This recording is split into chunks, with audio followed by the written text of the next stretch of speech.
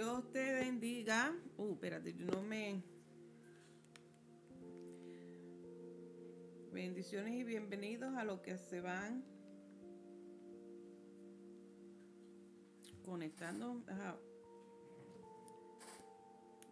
Ok.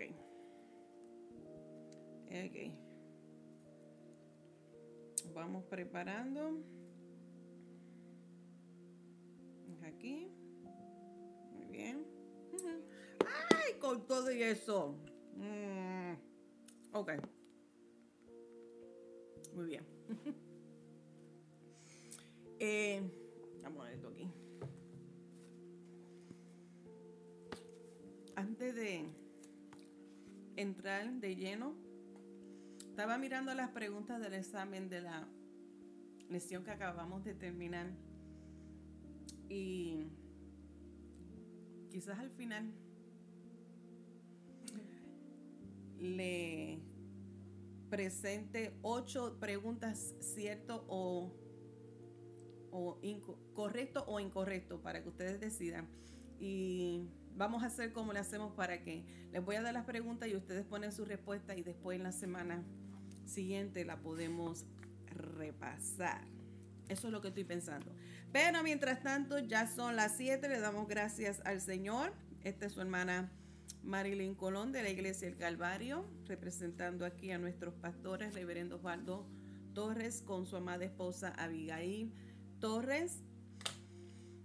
Hoy vamos a entrar a una nueva unidad 4 de este tomo 7 y vamos a concluir con este tomo en estas próximas 5 semanas. Y el tema de esta unidad es la iglesia.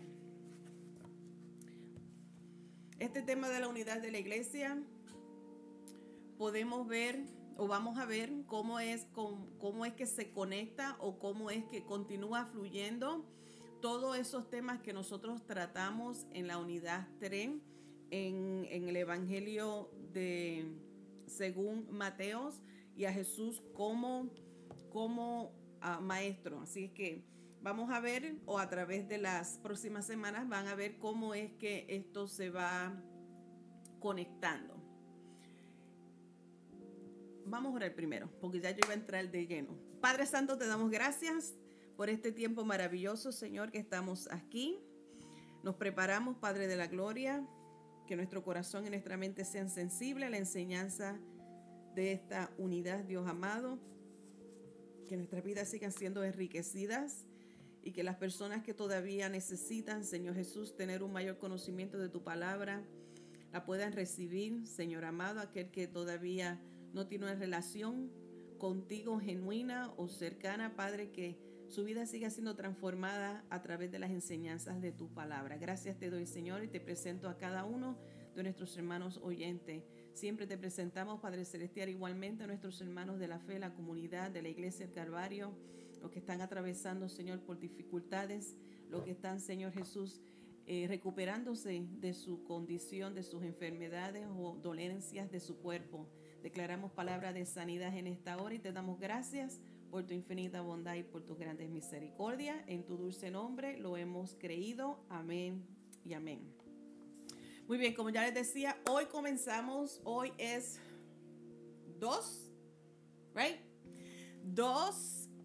de febrero del 2024. Ya este primer mes de enero de este año se ha terminado. Lo hemos terminado en victoria. Quisiera saber, o ustedes mismos allá en sus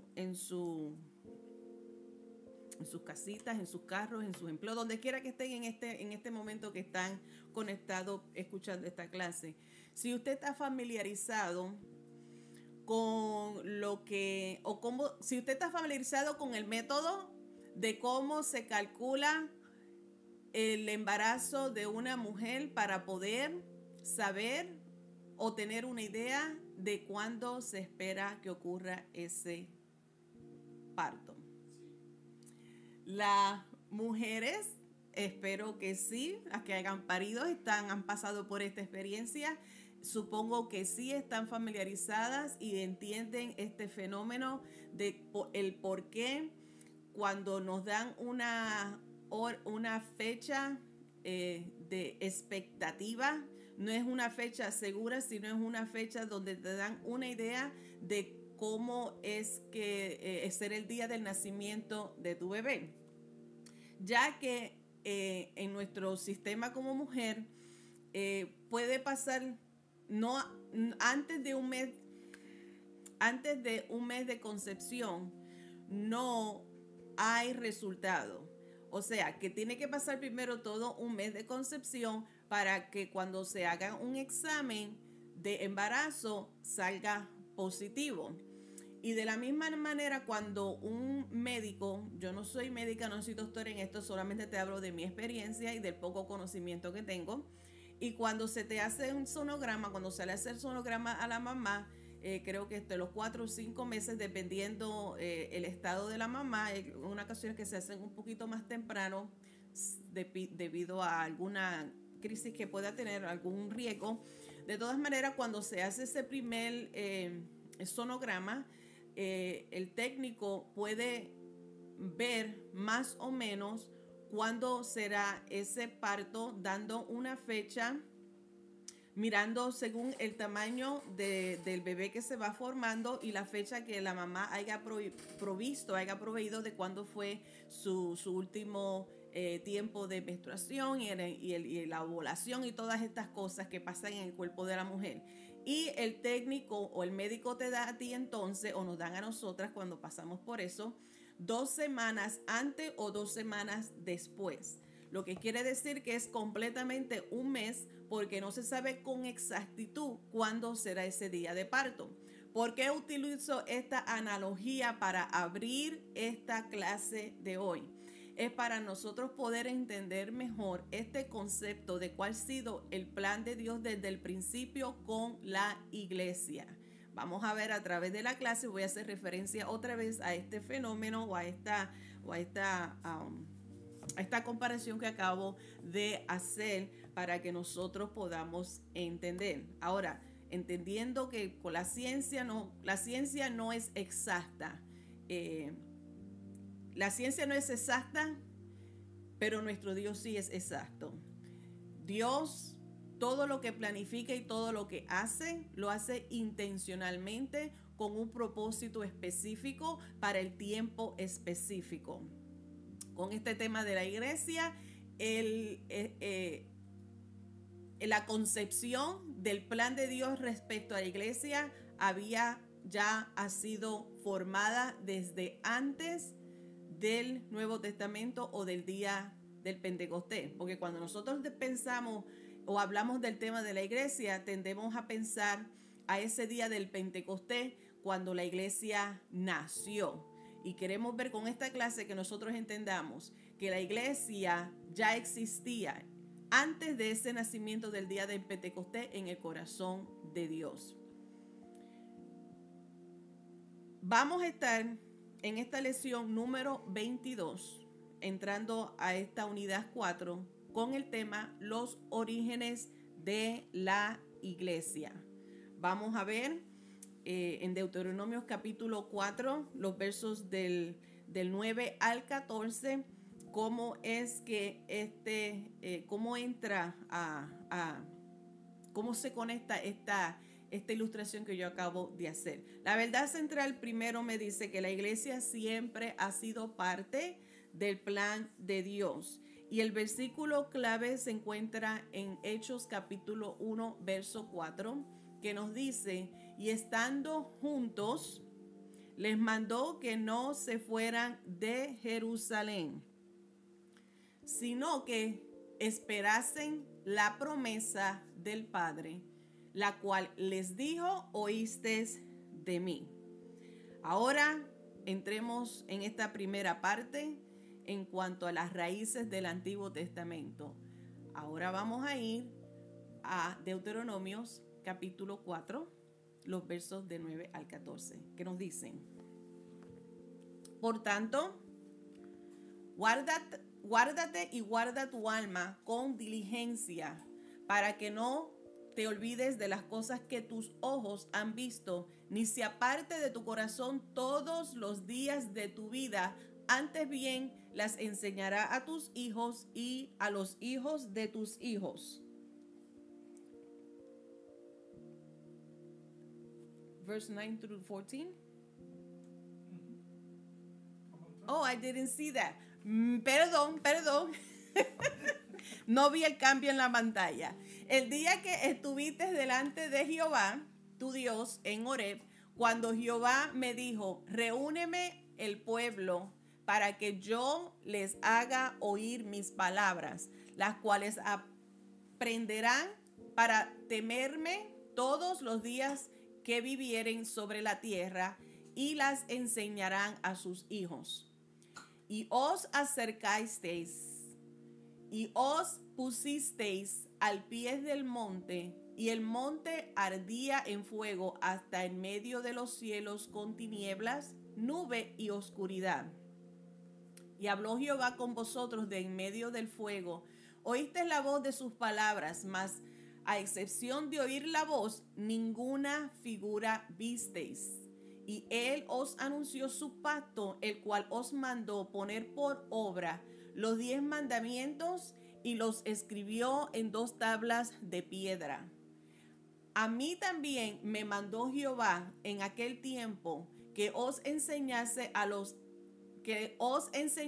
los estatutos y juicios, para que los pusieseis por obra en la tierra a la cual pasáis a tomar posesión de ella.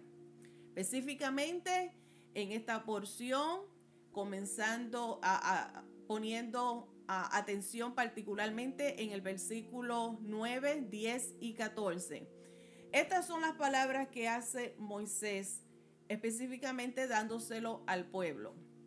Cuando el pueblo recibió la ley de Dios, recibió los 10 mandamientos, recibió las instrucciones y enseñanzas de parte de Dios al pueblo, Moisés le está exhortándole al pueblo a que deben de recordar esta ley que se le está haciendo entrega allí al pie del monte Sinaí, donde se le está recordando que una vez que entren también a la tierra prometida, que nunca olviden ninguna de las enseñanzas que habían recibido y las instrucciones que habían recibido de parte de Dios, de que todo lo que habían aprendido y todo lo que se le había entregado era responsabilidad de cada uno de ellos. Primero, no olvidarse de lo que han recibido y lo que han aprendido. Y segundo, la gran responsabilidad también de transferir eso aprendido, esa enseñanza o esa ley que ha sido entregada al pueblo.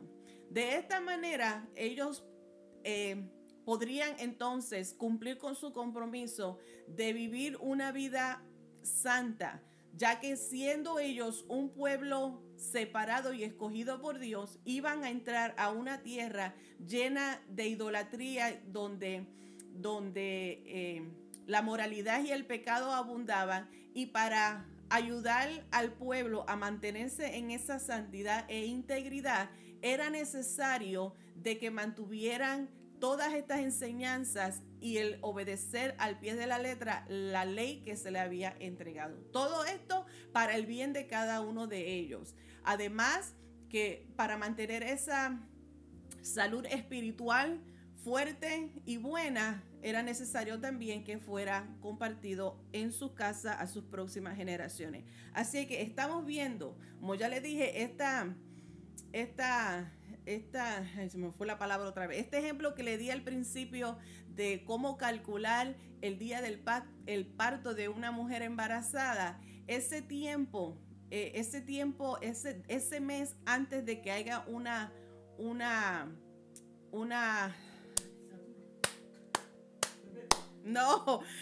prueba positiva. Ese tiempo es donde yo quiero llegar a que veamos y entendamos que ahí es donde está la iglesia, en el corazón de Dios. Que en el momento donde Dios se revela, donde Dios hace entrega de su ley al pueblo de Israel. En el momento donde Dios se manifiesta, en ese momento se está formando, o ya se ha formado, perdón, dentro del plan de Dios, el nacimiento de la iglesia. Dios quiso y quiere que nosotros entendamos que la iglesia en el día de Pentecostés no fue una nueva idea que se originó en ese momento. Entendamos que desde el principio, desde el trato de Dios con su pueblo judío, ya la iglesia estaba siendo formada, porque siempre ha estado en el plan y en el corazón de Dios para una iglesia que lo represente a Él aquí en la tierra. Ahora, viendo cómo estos estatutos y enseñanzas y leyes que se les fueron entregadas al pueblo allá en el monte Sinaí, estas palabras de exhortación e instrucciones que hace Moisés, que él también recibió una instrucción de parte de Dios, de él asegurarse de que el pueblo no olvidara las enseñanzas y los estatutos y los mandamientos, es el mismo concepto que nosotros acabamos de tratar en la unidad 3.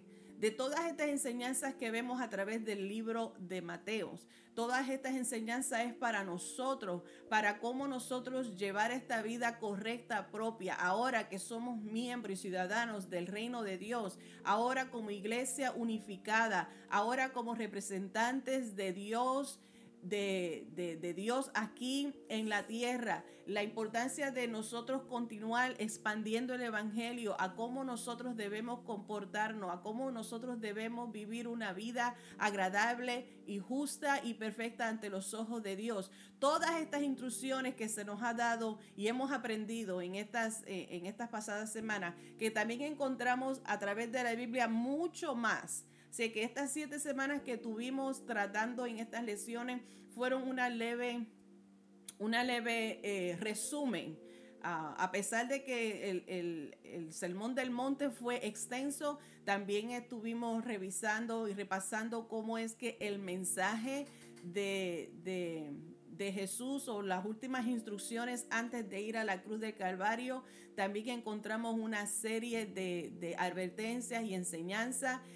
Cómo es que todas estas enseñanzas que se le impartió a los discípulos, Jesús hace y procura que nosotros como iglesia también la adoptemos y no las olvidemos, que es donde el próximo punto que vamos a estar tratando de qué significa esto y cómo nosotros aplicarla. Los mandatos de Dios a su pueblo tenían como objetivo preservar a su pueblo escogido, que ya les mencioné, de que al ser un pueblo escogido y santo y sagrado, cuando entraran a la tierra prometida, ellos preservaran y perseveraran en esa santidad como pueblo escogido. El Israel del Antiguo Testamento prefigura a la iglesia del Nuevo Testamento. Dios estableció una comunidad de personas para coexistir con el mundo que los rodeaba, pero estando separados de ellos. Entendiendo, como tú y yo sabemos, nosotros somos peregrinos aquí. Estamos aquí en el mundo, pero no somos del mundo. Lo mismo el pueblo de Israel, el pueblo escogido de Dios dentro de la tierra prometida, pero estaban entre ellos, pero no eran de ellos. Estamos viendo el mismo concepto, este paralelo, cómo es que estamos viendo realmente cómo el Israel del Antiguo Testamento prefigura a la iglesia del Nuevo Testamento.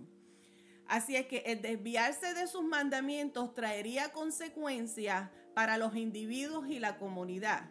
También encontramos en Deuteronomio, yo no sé si es 28 o 29, por ahí, donde está el diálogo o el discurso de la bendición y la maldición. Porque las instrucciones específicas que nos deja Dios es lo mismo. Todo aquel que obedece es recompensado, es bendecido. Todo aquel que no obedece y se rebela es castigado, es eliminado o borrado, como en otras porciones de la Biblia lo hemos encontrado. Así que la misma advertencia o el mismo enseñanza que recibió el pueblo de Israel es lo mismo que la iglesia recibe. Que si nosotros no seguimos o no cumplimos estas enseñanzas que hemos recibido de parte de Jesús, de igual manera sufriremos consecuencias. Y si obedecemos y permanecemos fiel, encontramos bendiciones, como ya lo hemos repasado en el del capítulo 5 de Mateo. A través de toda la Biblia encontramos el mismo, la misma enseñanza, el mismo principio. Así es que el desviarse trae consecuencias no tan solamente a uno individual, sino también que afecta al resto de la comunidad. Pero seguir sus mandatos traería entonces bien la presencia de Dios y las bendiciones de Dios que permanecen para siempre. Ahora, nos podíamos preguntar, ¿en qué se parece la iglesia de hoy a la nación de Israel del Antiguo Testamento? Igual de lo que acabo de decir ya como 3 veces. Yo sé que muchas veces yo me repito y es el mismo concepto porque esto es algo que yo enseñé, que yo aprendí del estilo de Jesús enseñar. Cuando encontramos en la palabra de Dios una repetición o cuando encontramos en el Antiguo Testamento o un profeta hablaba al nombre de Jehová y le decía estar atento, así dice el Señor. Y Jesús en muchas ocasiones vemos que él dice, de cierto os digo. En Proverbios encontramos, escucha, hijo mío. En Apocalipsis, el que tiene oídos, oiga. Eso es para dar énfasis de lo que se acaba de decir es importante. Y cuando hay una repetición de algo es porque el punto que se quiere presentar debe de ser recordado y tomarse en serio y entender la importancia de la misma. Sé que muchas veces yo me repito y les digo de diferentes maneras, aunque pueda decir lo mismo, pero es para dar ese énfasis. Además de que muchas personas como yo, soy una de esas, aprendo con la repetición. Así es que no es meramente escuchar y se te va de la mente. Una cosa repetida constantemente ayuda a retener lo que se acaba de decir. De esta manera, como acabo ya de decir, como 3 veces y vuelvo otra vez, ¿cómo se relaciona la iglesia con el Israel del Antiguo Testamento? Lo que ya expliqué respecto a las enseñanzas de Jesús que encontramos en el Nuevo Testamento. El mismo resultado nos aplica para nosotros. Estas enseñanzas que nos dejó Jesús es para que también tú y yo como iglesia nos mantengamos íntegros, para que nosotros también podamos perseverar y ser preservados de este mundo, que estamos aquí en el mundo, pero no somos del mundo. Además de nosotros también mantener y recordar la importancia de lo que se nos ha entregado en las manos, de continuar expandiendo y compartiendo las buenas nuevas de salvación, de entender que el corazón de Dios está abierto y todavía hay espacio porque es su deseo de que todos procedamos al arrepentimiento, de compartir y asegurarnos que el reino de Dios siga expandiéndose.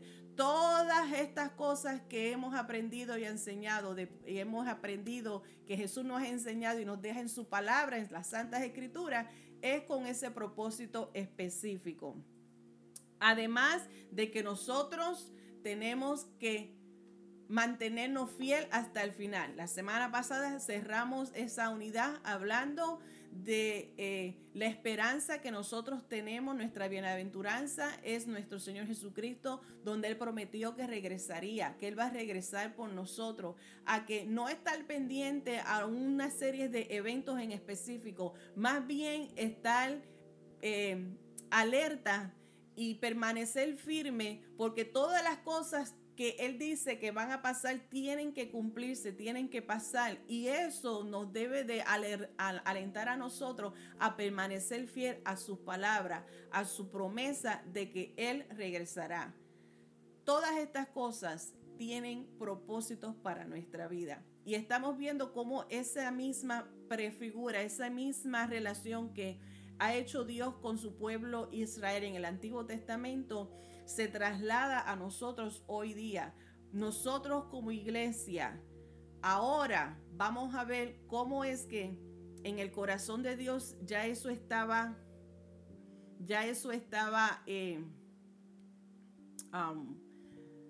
desarrollándose. Cómo es que con la venida de Jesús se ha confirmado. Y ahora en Hechos capítulo 1 vamos a entrar los versos del 1 al 5. Vamos a leer estos primeros versículos. Hechos capítulo 1, los versos del 1 al 5. Instruidos por el Espíritu. Que dice: en el primer tratado, oh Teófilos, hablé acerca de todas las cosas que Jesús comenzó a hacer y a enseñar, hasta el día en que fue recibido arriba, después de haber dado mandamientos por el Espíritu Santo a los apóstoles que había escogido, a quienes también después de haber padecido, se presentó vivo con muchas pruebas indubitables, o sea, muchas pruebas que confirmaban, apareciéndose durante 40 días y hablándoles acerca del reino de Dios. Y juntando ellos, les mandó que no se fuera a Jerusalén, sino que esperasen la promesa del Padre, la cual les dijo: oísteis de mí. Porque Juan ciertamente bautizó con agua, mas vosotros seréis bautizados con el Espíritu Santo dentro de no muchos días. Aquí estamos viendo ahora específicamente cómo Lucas, un dato interesante, Lucas es el único gentil de los 4 evangelios sinópticos, de los 4 evangelios que vemos. Mateo, Marcos, Lucas y Juan, los 4 evangelios sinópticos. De esos 4 autores, solamente Lucas es un gentil. Por lo que Lucas también encontramos que escribió su libro, el que lleva bajo su nombre Lucas, y también el libro de los Hechos. Lucas por profesión era médico. Así es que a él, Lucas aquí hace una investigación y recopila detalles respecto al ministerio de Jesús. Y en el versículo 1 ya vemos a la persona a quien él le dedica su investigación, a Teófilos, donde le está expresando todo, y encontramos a través de Lucas todos sus findings, los resultados de su investigación. Así que Lucas comienza hablando en el libro de los Hechos, describiendo aquí cómo es que ya les dije en el antiguo, en la relación cuando Dios se revela al pueblo, a Israel, está ya la formación en el corazón de Dios. Ya con la venida de Jesús se confirma ese misterio, se confirma, y el mismo Lucas lo expresa. Y ahora en Hechos capítulo 2, también más adelante, ahí es que nosotros como iglesia enseñamos que es el día de Pentecostés, cuando nace la iglesia finalmente. Lucas está haciendo referencia en estos primeros 5 versículos, hablando de la tercera persona de la Trinidad, y este es el Espíritu Santo, donde comienza a hablar y a describir cuál es el papel clave e importante que ocupa la tercera persona de la Trinidad, de cuál es el papel del Espíritu Santo ahora para una iglesia naciente.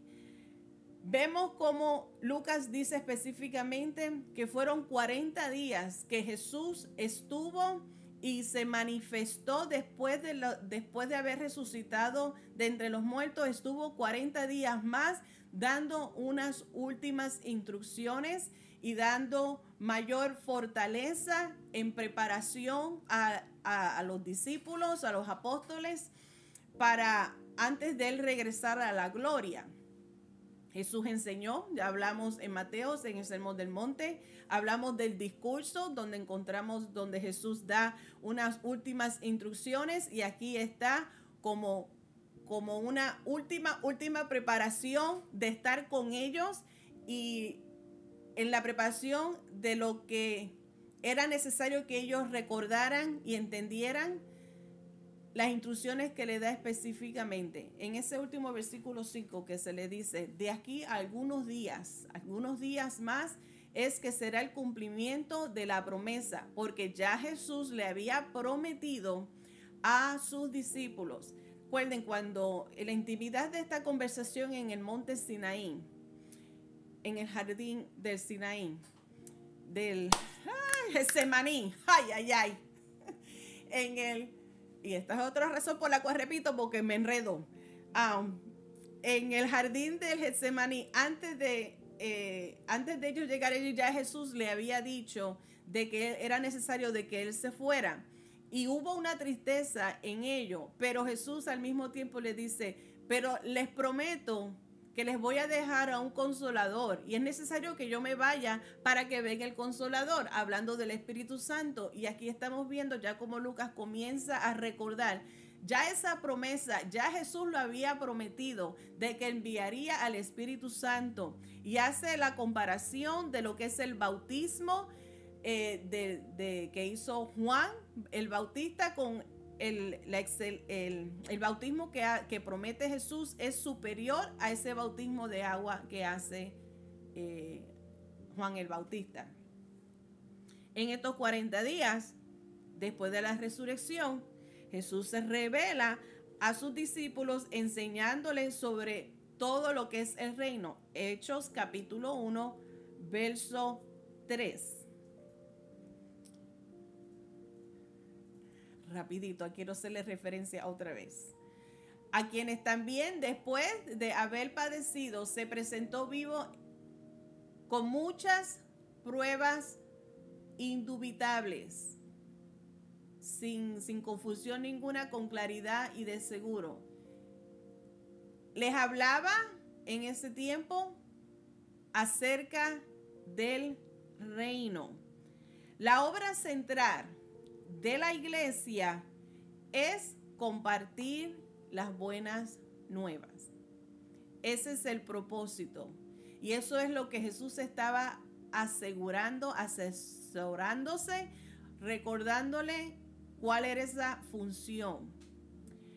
Se les acerca y les da esta encomienda, que es la encomienda que tú y yo tenemos. Nosotros como iglesia debemos de estar conscientes de cuál es nuestra responsabilidad, cuál es el propósito de la iglesia aquí, y es llevar las buenas nuevas de Jesús. Así es que a medida que nosotros vamos aprendiendo, vamos enseñando, vamos viviendo con nuestra propia vida lo que es el evangelio, y vamos compartiéndolos con otros fuera de las cuatro paredes de ese edificio, porque también cometemos el error de pensar que la iglesia es el edificio. La iglesia es un organismo vivo. La iglesia somos tú y yo, aquellos que somos seguidores de Jesús, que somos nueva criatura en Cristo Jesús, de que lo hemos aceptado a Él como nuestro amo y Señor. Y todos nosotros, todos aquellos que creen y tienen su fe en Jesús, es la comunidad, es la iglesia. El templo es el edificio donde muchas veces la iglesia se congrega. Así que la función de la iglesia es llevar y compartir el evangelio fuera de ese edificio, fuera de esas cuatro paredes. Porque un templo, un edificio, no va a cumplir con esto, porque es imposible. Es un objeto sin vida. Nosotros somos los que tenemos vida. Nosotros hemos sido lo que hemos sido transformados, y por lo tanto es a nosotros a quien se nos hace este llamado. Nuestro propósito central, a medida que vamos aprendiendo, que vamos desarrollándonos, que vamos viviendo lo que predicamos, porque nuestras palabras deben ir alineados a nuestro comportamiento, el testimonio, y vamos compartiéndolo con otros y vamos manteniendo la unidad como iglesia que somos, hablando, compartiendo la palabra de Dios y sobre todo la parte más esencial e importante es la guianza del Espíritu Santo. Así que el don o el regalo del que habló Jesús en Hechos capítulo 1, verso 4, también la vemos en Lucas capítulo 24, verso 49. Hechos 1, 4 dice, y estando juntos les mandó que no se fueran de Jerusalén, sino que esperasen la promesa del Padre, la cual les dijo, oíste de mí. Lucas está repitiendo lo que ya había dicho anteriormente en su carta, en su Evangelio, capítulo 24, verso 49. He aquí, estas son las palabras de Jesús. Yo enviaré la promesa de mi Padre sobre vosotros, pero quedaos vosotros en la ciudad de Jerusalén hasta que seáis revestidos de poder de lo alto. Quedáis en Jerusalén hasta que seáis investidos de poder desde lo alto. Específicamente, las instrucciones que Jesús le da deben de permanecer ahí hasta que fueran investidos del Espíritu Santo. Instrucciones específicas. Había que esperar y no podían salir a continuar o a llevar el evangelio hasta que fueran empoderados. La importancia del ser empoderados por el Espíritu Santo. O sea que a medida que la iglesia se estaba formando, a medida que la iglesia se formaba, el poder del Espíritu Santo tuvo una parte esencial integral en el desarrollo de la misma. Para poder ser eficaz en el compartir, en expandir la palabra, era necesario tener el empoderamiento o la guianza del Espíritu Santo en cada una de sus vidas. Jesús le había advertido antes de ir a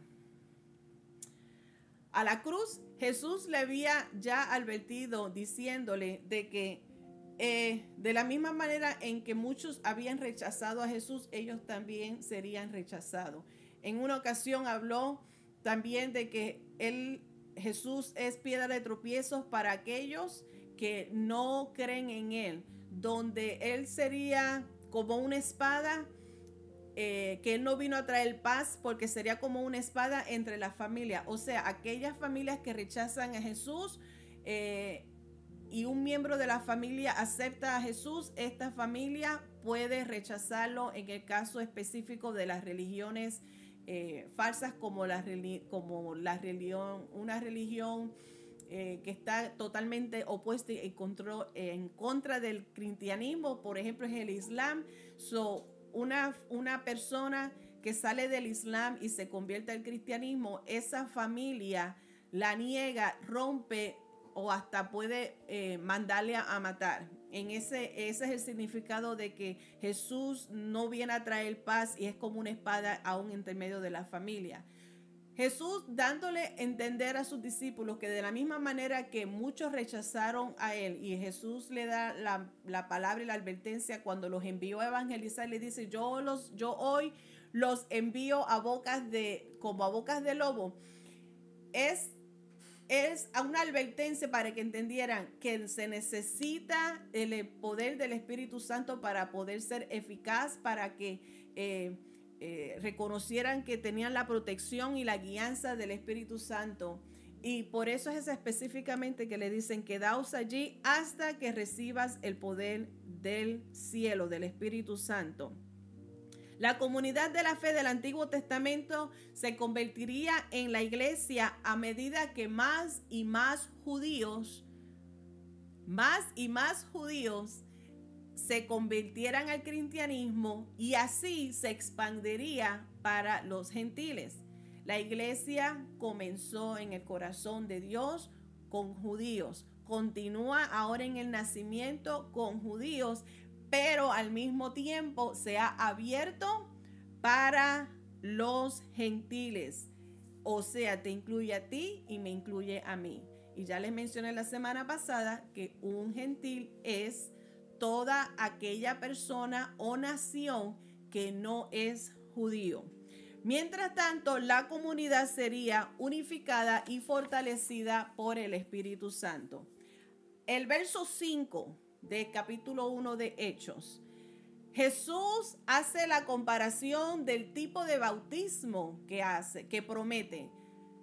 Jesús hace referencia al bautismo de Juan, porque Juan ciertamente bautizó con agua, mas vosotros seréis bautizados con el Espíritu Santo dentro de no muchos días. Esta comparación que hay, Jesús prometió un bautismo del Espíritu Santo. Juan llevó a cabo un bautismo en aguas. Nosotros, creyentes, creemos que el bautismo en agua es una manera, es un ritual o una actividad que se hace donde se expresa lo que interiormente hemos confesado, lo que interiormente creemos, cómo es que se expresa y se publica externamente esa fe interna. O sea que ese gesto, ese simbolismo de ser bautizados en agua es poniendo a la persona, enterrando el viejo hombre y nace una nueva persona, donde la persona está consciente de lo que está haciendo y lo que está testificando con ese bautismo en aguas. Diferente a un bautismo que hacen a los niños, que realmente los niños ni saben lo que están haciendo y no están al tanto de lo que está pasando. Este bautismo en agua es una confesión externa de una fe interna que se ha creído, porque por la boca se confiesa que hemos recibido a Jesús como Salvador, y el bautismo es un privilegio. Ahora, una persona que puede hacer confesión de fe y nunca se bautizó tampoco quiere decir que no es salvo. Tenemos el ejemplo en la Biblia de Jesús cuando fue crucificado. Cada ladrón, uno a su izquierda y uno a su derecha, y uno de los ladrones se arrepintió, y el que yo llamo el ladrón arrepentido, cuando le pide a Jesús, le dice: acuérdate de mí cuando entres en tu reino. Y Jesús le dice: de cierto te digo que hoy entrarás conmigo al paraíso. Ese ladrón, ese ladrón arrepentido llegó a la mansión sin ser bautizado. Así es que es un privilegio ser bautizados en agua y poder declarar públicamente esa fe. Pero eso no es necesario para la salvación. La salvación es confesar y creer en Jesús como Salvador y vivir según sus enseñanzas y según su palabra. Jesús está haciendo énfasis a que este bautismo, esta promesa del bautismo del Espíritu Santo es diferente, es superior y es muy esencial en la vida de cada creyente. Y como iglesia es necesario que estuvieran empoderadas, es necesario que estemos empoderados. Hasta la comparación que hace Jesús, él es bien claro, diferente a como lo decía el apóstol Juan, el mismo Juan, cuando dio confirmación de que Jesús es el Mesías, el Hijo de Dios, y lo bautizó y le dice y lo presenta: este es el que viene detrás de mí, este es el que yo avisé, este es el que los va a bautizar a ustedes con Espíritu Santo y fuego. Ahora, Juan estaba haciendo una confirmación, una afirmación correcta de que sería Jesús el que estaría bautizando con poder. Pero el bautismo de fuego se está refiriendo a algo que todavía no ha ocurrido. Como hablamos la semana pasada, todavía el fin de los tiempos no ha ocurrido. La promesa que hizo allá cuando salió Noé del arca de Noé, donde Dios promete: nunca más destruiré la tierra con agua, sino que será con fuego. Ese es el bautismo de fuego al que se hace referencia Juan. El bautismo de fuego que todavía no se ha cumplido porque todavía Jesús no ha regresado. Si es que es parte de lo que hablamos la semana pasada también. Ok, sin dar mucha teología aquí para que no se me enreden. Solamente quiero que entendamos cuál es la diferencia en cuanto es el bautismo en agua y el bautismo del Espíritu que habla Jesús. Vamos a ver cómo es que, y entendamos que este bautismo de fuego es para aquellos que rechazan a Cristo. El bautismo de fuego es para aquellos que rechazan a Cristo. Por lo tanto, este tiempo no ha llegado. Aún los discípulos, aunque los discípulos no habían recibido todavía el bautismo del Espíritu Santo en ese tiempo que estuvieron esperando, ya el ambiente se estaba preparando, ya los dolores de parto se estaban dando. Y estas son las señas de dolores de parto, como yo los quiero describir, manteniendo esta misma idea. Juan capítulo 3, verso 5. Ya ellos habían nacido del Espíritu. Juan 3:5 dice: respondió Jesús: de cierto te digo, que el que no naciere de agua y del Espíritu no puede entrar en el reino de Dios. Ya los discípulos habían nacido del Espíritu. La otra señal, ya como se va moviendo, ya vienen indicios de que va a haber un nacimiento. Lo encontramos en Mateo capítulo 16 y les voy a leer los versos del 13 al 17. Ya habían sido instruidos por Jesús y también lo habían aceptado. Y dice: viniendo Jesús a la región de Cesarea de Filipo, preguntó a sus discípulos diciendo: ¿quién dice los hombres que es el Hijo del Hombre? Ellos dijeron, todos, uno Juan el Bautista, otros Elías y otros Jeremías o algunos de los profetas. Eso es lo que se estaba diciendo por ahí. Jesús le hace la pregunta y les dijo: ¿y vosotros? ¿Y ustedes? ¿Quién decís que soy yo? Cada uno afirmó, aunque solamente fue Pablo el que habló a nombre de todos. Respondiendo Simón Pedro, dijo: tú eres el Cristo, el Hijo del Dios viviente. Entonces Jesús respondió: bienaventurado eres, Simón, hijo de Jonás, porque no te lo reveló carne ni sangre, sino mi Padre que está en los cielos. Pedro fue rápido en afirmar lo que todos ellos habían creído. Así es que esta es la segunda señal del parto.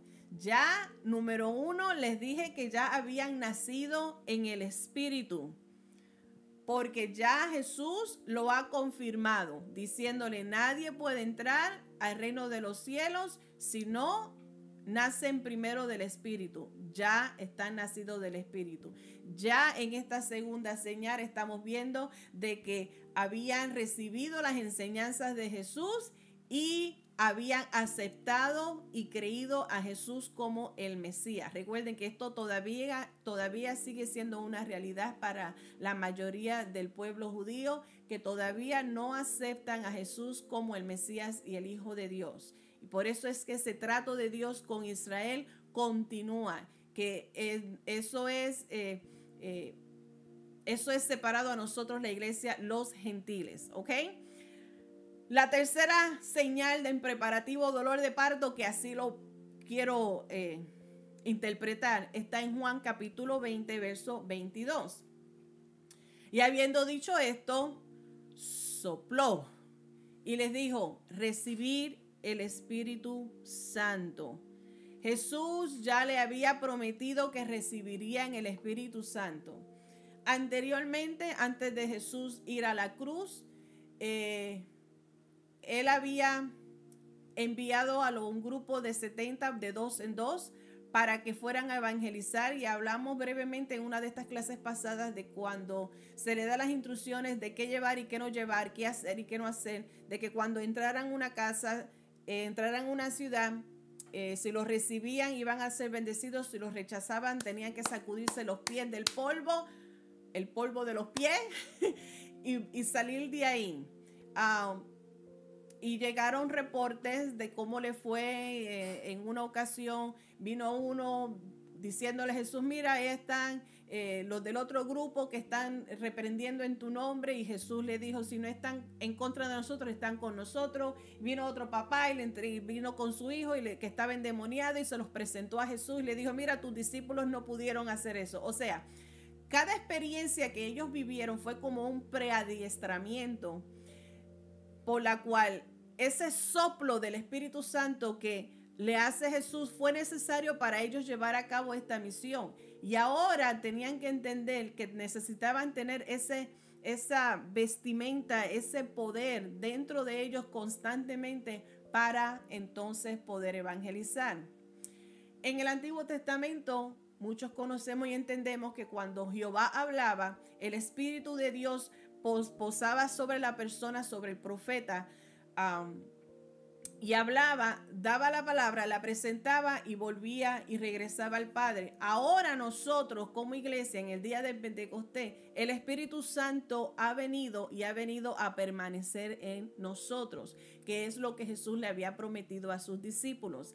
Ahora ya Jesús había prometido esa promesa a ellos, y estaba por cumplirse en este momento. Y la última señal de parto, de preparación para este nacimiento, está en Hechos capítulo 2, verso 1.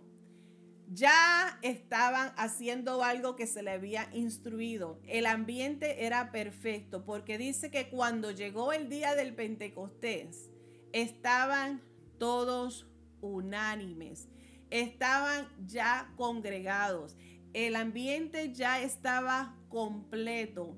Y leemos en todo el capítulo de Hechos 2 de cómo se hizo este nacimiento, las señales que hubieron allí, la manera externa visual que se hizo en aquel lugar, el temblor de la tierra, cómo aguas de fuego se posaban sobre sus cabezas, cómo es que en el espíritu hablaban otras lenguas y hablaban el lenguaje o el dialecto de todos los que estaban allí en Jerusalén, ya que era tiempo de Pascua, una fiesta, y ya habían personas que habían salido, que vinieron a Jerusalén de diferentes idiomas y lenguajes, y escucharon en su propia lengua el mensaje de salvación. Así es que vemos cómo se provoca, cómo finalmente nace la iglesia. ¿Por qué? Porque ya estas señales que ya les mencioné del parto ya estaban cumplidas en ellos. Ya ellos habían nacido de nuevo en el Espíritu. Ya ellos habían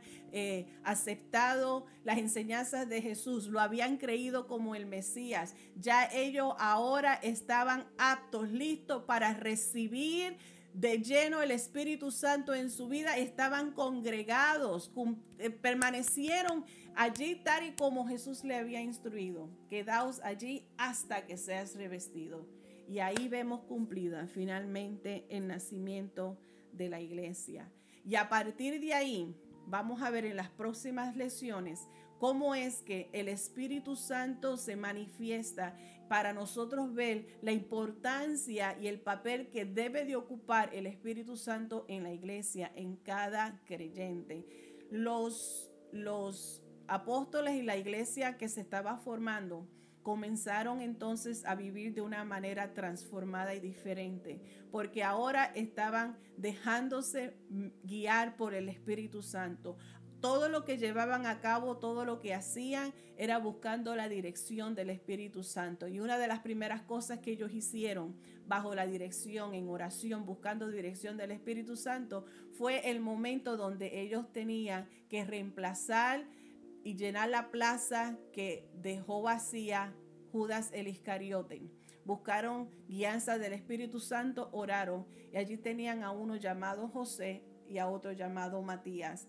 Y según el Espíritu escogió a Matías para ocupar ese lugar que había quedado vacío porque Judas el Iscariote, quien fue el que entregó a Jesús, se había suicidado. Así es que vemos cómo la iglesia, ahora en estos inicios, vemos cómo se va manifestando y va entendiendo la importancia del Espíritu Santo. Buscar en oración la dirección del Espíritu Santo, depender totalmente de la guianza del Espíritu Santo y reconocer el valor del poder del Espíritu Santo en uno. Así es que oremos a que cada día nosotros también mantengamos ese poder vivo en nuestras vidas y permitámosles que sea el Espíritu Santo quien guíe nuestros pasos, que seamos sensibles al corazón de Dios, que tengamos nuestro oído afinado a la voz de Dios y que nuestra voluntad esté afinada a la voluntad del Padre. Así es que con esta lección abrimos esta unidad y los esperamos con el favor de Dios en la próxima semana para ver más cómo se manifiesta el Espíritu Santo en la iglesia primitiva y cuál la importancia que tú y yo debemos de tener. Así es que voy a orar para cerrar, pero les voy a dejar las 8 preguntas al final de la clase. Padre Santo, Dios bueno y Dios maravilloso, gracias por este tiempo. Gracias, Señor Jesús, por el cumplimiento de tu promesa. Gracias porque nosotros también podemos tener la ayuda, el consolador en nuestras vidas. Gracias por tu Espíritu Santo y que nosotros cada día, Señor, de igual manera seamos sensibles, que estemos siempre dispuestos a escuchar la enseñanza y la guianza de tu Espíritu Santo en nuestras vidas, que nosotros como iglesia entendamos la importancia de tener el poder para evangelizar con mayor eficacia. En el nombre de Jesús, amén y amén. Así es que Dios les bendiga. Ya veo Sonia me corrigiéndome. Jardín, you're right. Anyways, para eso yo los tengo ustedes ahí, para que me corrijan y me ayuden a esas palabras que a veces que se me olvidan. De todas maneras, esto es lo que vamos a hacer. Yo les voy a dejar a ustedes las 8 preguntas para que respondan C para correcto o I griega o I latina, le dicen. I con punto para ser incorrecto o la F para falso, como quiera. Correcto o si es correcto, C para correcto o cierto o I para incorrecto. Y F y falso es lo mismo, negativo. De todas maneras, voy a leerle una por una. Quiero que pongas en los comentarios, si vas a participar, pongas tu respuesta. Por ejemplo, cuando yo diga 1, usted va a poner 1 y su respuesta. La próxima es 2 y su respuesta. 3 y su respuesta. Póngale número a su respuesta. Después, en la semana, voy a mirar quiénes respondieron y a ver quién sacó la mayor puntuación. Y así celebramos la semana que viene. ¿Ok? ¿Entendieron? Bueno, veremos a ver. Aquel que está cerquita en la iglesia quizás aparezca un premio. Pero si no, de todas maneras, vamos a hacer esto más que para enriquecimiento propio. Primera pregunta, ¿correcto o incorrecto? Recuérdate, en comentarios pon 1 y la letra que es, que tú crees que es la respuesta. Los seres humanos, no, ese es el examen de la unidad 2. Ahora, Examen unidad 3. Evangelio según Mateos. Jesús el Maestro. Número 1. Si seguimos los principios de las bienaventuranzas, podemos evitar todos los problemas en esta vida. ¿Correcto o incorrecto? Ponga número 1 y la letra o la respuesta que usted cree que para esta número 1. Si seguimos los principios de las bienaventuranzas, podremos evitar todos los problemas de esta vida o en esta vida. Número 2. En tu respuesta, número 2. La venida de Cristo, con la venida de Cristo, la ley fue cumplida, no abolida. Número 2. Con la venida de Cristo, la ley fue cumplida, no abolida. Número 3. Vivir para Dios garantiza la prosperidad financiera. Número 3. Tu respuesta número 3. Vivir para Dios garantiza la prosperidad financiera. Muy bien, muy bien. Están participando. Si voy muy rápido, también saquen un grito y avisen. Número 4. Número 4.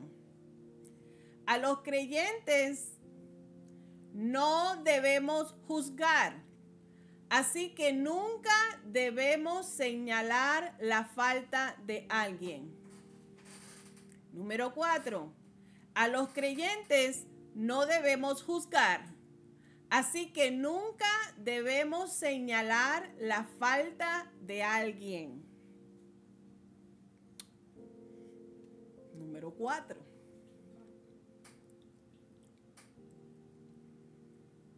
Número 5. Las enseñanzas de Cristo son el fundamento de una vida sabia. Número 5.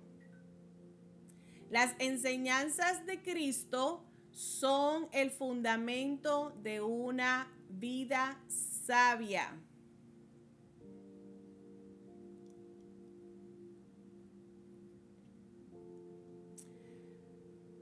Número 6.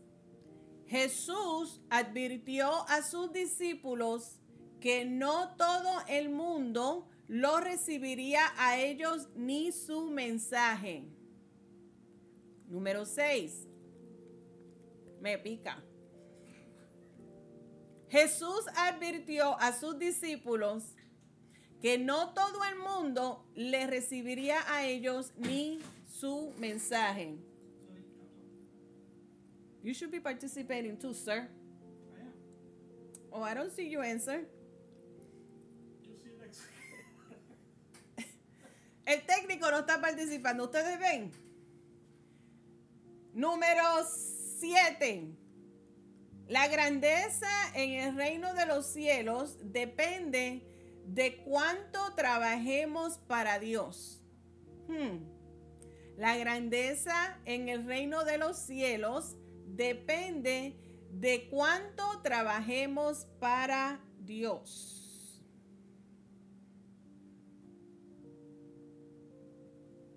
Número 7, right? Ok. Sí, pero si necesito leerla otra vez porque no veo respuesta. Ok, la 7 ya alguien respondió. Y número 8. Jesús reprendió a los discípulos cuando le preguntaron sobre las señales que indicarían su regreso y el fin del mundo. Jesús reprendió a los discípulos cuando le preguntaron sobre las señales que indicarían su regreso y el fin del mundo. ¿Hay alguna pregunta que debo de repetir? ¿Alguien necesita? Tiene 30 segundos para que me avise. ¿Alguna pregunta que quiere que repita? 30 segundos para que me avise. Si es que en la semana, porque yo sé que más adelante, durante la semana, hay otras personas que se conectan y escuchan la clase y prefieren y quisieran participar, pues por eso les estoy dando la semana para que participen. Y entonces, con el favor de Dios, la próxima semana nos veremos aquí otra vez el viernes con la próxima lección número 23. Hablando acerca de la iglesia empoderada por el Espíritu Santo. Y ahí pues les daré los resultados. Gracias a aquellos que participaron. Y nos veremos con el favor de Dios, la Iglesia del Calvario, el domingo en nuestra iglesia. Aquellos que están cerca y no tienen dónde congregarse, bienvenidos a nuestra iglesia 221 de la East, aquí en Buffalo, Nueva York. Y si no estás en esta área, pero sí tienes una iglesia cercana donde se enseña la palabra de verdad, una sana doctrina, te exhorto a que vayas y sigas siendo lleno del poder de Dios, sigas creciendo y sobre todo, que es lo mejor, darle gloria y honra a Dios en armonía con los hermanos de la fe. Dios te bendiga, Dios te guarde. Buenas noches, buenas tardes o buenos días donde quiera que estén en esta hora. Que descansen.